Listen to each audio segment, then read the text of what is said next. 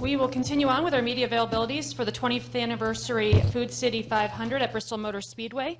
We are now joined by the driver who sits second in the Monster Energy NASCAR Cup Series point standings, and that's Chase Elliott, driver of the number 24 Mountain Dew Little Caesars Chevrolet. Chase, you're actually running a special paint scheme here this weekend with Little Caesars, and there's a cool promotion going along with that. If Chase wins, you win. Why don't you talk about that to start off here? Yeah, so Mountain Dew's been a great partner for us, and they have a good relationship with Little Caesars as well. So if we are able to win here on Sunday, or whenever it is, April 26th, Little Caesars is giving away a $5 or a free lunch combo to the folks that are at their store. So it's a big promotion for them, and hopefully we can do that and have a good partnership for Mountain Dew and Little Caesars. It's a cool opportunity, so we'll see. Sounds good. We'll open it up to questions here for Chase. We'll start here with Chris. Chris Knight, CatchFence.com. Chase, I was curious how the Atlanta game went with the baseball game, and also how do you feel about the Charlotte race being run during the day instead of running under lights in the fall? Yeah, the Braves game was a lot of fun. Well, the tour of the facility was fun. The game that night wasn't that fun, but yeah, they had a rough night. But it was a great opportunity to go and see their new park. I mean, super nice. I mean, I've never been to a facility any nicer than that. They've thought of everything. You know, all the folks are very gracious and kind to walk us through and give me a chance to kind of see some of the cool things that those guys have to work with throughout the week. So it's a great opportunity. I appreciate it. A lot of fun, but like I said, the game not so much. But hopefully they get it turned around. But you know, I'm a fan of night racing. If I could have my choice, I would love to race under the lights as much as possible. As I've ran more and more races in these Cup cars and in this series, I recognize that these cars like to race in the day. It lends more opportunity to us as drivers to move around on the racetrack, and I feel like put on a better show for the fans. So although I kind of come from a Saturday night short track world over the past 6 or 7 years, I think these cars are better suited racing during the day, and I think if that's the case, then we need to do it during the day. So I think it's a good move. We'll go to Stan. Chase, Stan Creekmore with Outside the Box. Compare, if you will, the intensity on a driver of driving at Bristol Motor Speedway versus Talladega Superspeedway.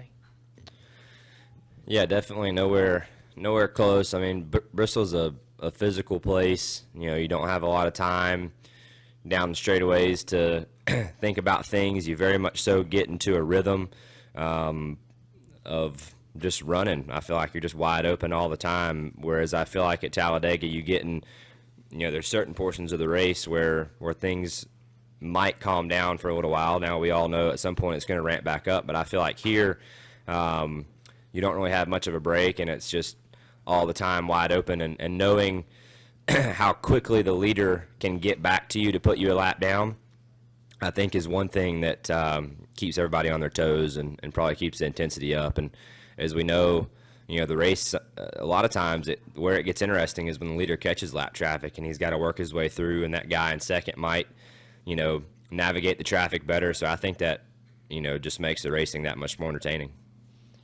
I'm going to go to the far right to Mark. Mark Darrow, PR. And Chase, you just talked about, you know, coming from the short tracks and the Saturday night races, and those local short tracks a little more physical, you know, with the race cars, and you guys not afraid to bump and grind. Used to be that way here. We saw last year, you know, the bump and run win at Richmond by Carl Edwards, and everybody thought, oh my goodness, what's that all about? Like it was some kind of crime. How do you gauge the physical nature of the racing on the short tracks from your background in the local short tracks up to here? Are you surprised there's more or less? How do you see it? That's a good question. I mean, I guess it kind of depends on who you talk to. You know, there might be more aggression at times at a short track level. The area I came from and the racing we did, I can't say that it was, you know, that there definitely didn't seem like there was a lot of, amongst the guys who you were trying to beat at least, and the guys who you knew could win each weekend, I didn't feel like those were the guys that were, you know, wrecking people to do things or whatever. So That's a good question. I mean, I think at times, if the situation's right, I think you do have opportunity to move a guy out of the way or do what it takes to try to get by him. But in a lot of situations, it's just easy to make a mistake and wreck people, and at the end of the day, you obviously don't want to make that mistake. So it's a fine line, and, I think Carl, he did a great job with it at Richmond, moved him out of the way and didn't wreck him. Guy finished second, and he won and went on down the road. So I think in that situation, no harm, no foul. Would you be willing to make the same move that Carl made under the same circumstances? I would, for sure. I mean, why not? I mean, for me, which Carl's won a lot of races, I've won 0. So I'd love to get one. So absolutely. If the situation's right, I think that's part of racing. And if you're better than a guy and you get to him, and he had just caught Kyle, and he had been 6 or 7 car lengths back and had just got to him on the white flag lap. I mean, he didn't have enough time to set him up and really pass him without touching him, and he wanted to win, so I can respect that. Do we have any final questions for Chase? Go here to Dustin in the front. Dustin Long, NBC Sports. At Martinsville, obviously you benefited at the end of stage 1 with what Ricky did. That type of situation, and with the known cautions, especially at short tracks here and elsewhere, how did that open the eyes, or did that open the eyes of what's possible or what you need to be aware of as a leader, or the possibility if you're trying to get your lap back? Because I know obviously if you get the free pass, you're starting half a lap back anyway on the restart. Yeah, I mean, honestly, I was blown away that even happened. I wasn't expecting it. I've gone a lap down a lot at Martinsville, and I can't say that, man, I'd have to really think about it a lot to move the leader out of the way to try to get my lap back. So, I don't know what the situation was there, if there had been history, so it's hard for me to really get involved, but it surprised me, and I definitely wasn't expecting to see that happen. So I think it does open your eyes, but I don't think you'll see that happen very often. I also want to ask you, is your dad drove for the Wood brothers, so you kind of got a sense of their history, but obviously for most of your life, they've not been as strong. Now that they're having success, and I don't know how well you know everybody there other than Ryan, what is it, maybe you have a better appreciation of what it means to see them up front, or do you? No, I do, for sure. As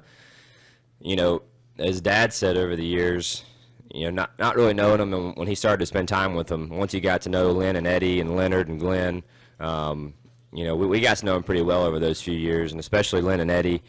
Leonard would send us these remote control RC cars for Christmas every year, which was really cool. So we had a great relationship with them, and I always thought the world of them. So to see them have success, I think is really cool. And more than just not necessarily because of the history that they have, because I'm not very tied into their history, but just from my time that I spent with them as a kid over the 2 or 3 years that Dad raced with them. That's why I want to see them do good, because I know some of the guys there. Like I said, not just Eddie and Lynn, but some of the same crew guys are even still there, and they're all just really good people. So I want to see them have success because of that, not necessarily because of their history. I don't know as much about it as I may, as other guys may, but just to see how good of people they are and how hard they work, and what they've been through the tough times when Dad was there and trying to get their cars to run better, to be aligned with Penske now and have an opportunity to run well and have a good driver in the car again. I think all that is good, and happy to see it. And I'm sure they'll have a lot more success as time goes. Chase, Adam Niemeyer from Fox in Cincinnati. You as a younger driver, I saw a couple weeks ago Rodney Childers was watching races back on TV. Do you guys go back and like some other sports, watch races on TV or watch your own film to try to improve as you prepare for a race? Yeah, we definitely do. I think as you look back to races, I mean, last fall I think is going to be a good one to watch for this weekend, just because there was a lot of rain in the forecast that weekend, and I think the grip strip is back down. Is the grip strip back? It is. So that's back down, which is definitely a key factor. And as it rains, I think that thing has changed, and the grip level changed in that strip they did on the bottom of the racetrack. So I think last fall is a great indicator of what you're going to see this weekend. And certainly, I think you can learn a lot from in-car cameras and races, prior to when we get here, because a lot of times they're very similar, and I think you'll see that as time goes. We'll come over here to the left to Tyler. Chase, Tyler Painter, RacewayInsider.com. Just wondering, what can you take from your previous trips to Bristol and hopefully apply it to or translate it into a victory this weekend? Yeah, so last year, I thought we learned a couple really, really good lessons that we kind of backed into and got lucky with. In the first weekend, we got towards the end of practice and we were throwing things at it, and we hit on a couple things that were really good here in the spring race. Kind of came back in the fall, and I didn't feel like we hit it as well then. Fired off good, and then I felt like as the race went on, we fell off way too much compared to a lot of other guys. So I kind of look back more at the spring race last year. I feel like we had a better handle on the racetrack. I think I had a better handle on what I was doing. So I'm going to kind of look back at some of the things I was doing then to try to translate to this weekend, because I think, obviously it's the same weekend. We're racing maybe during the daytime, so all that stuff matters. But we're going to look back, I think, more at last spring than we will last fall. All right, Chase, well, thanks for joining us today. Thank you. Good luck this weekend.